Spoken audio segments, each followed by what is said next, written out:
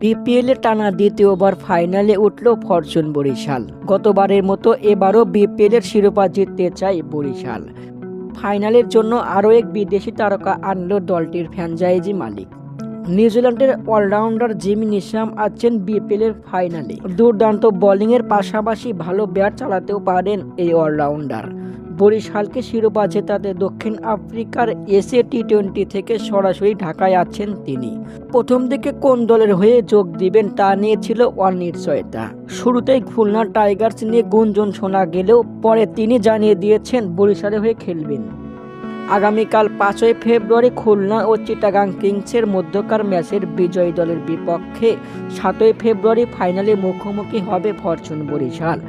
টানা দ্বিতীয়বার বিপিএলে চ্যাম্পিয়ন হতে মারিয়া দলটির ক্যাপ্টেন তামিম ইকবাল জানিয়েছেন, আশা করি এবারও আমরাই বিপিএলে শিরোপা জিতব।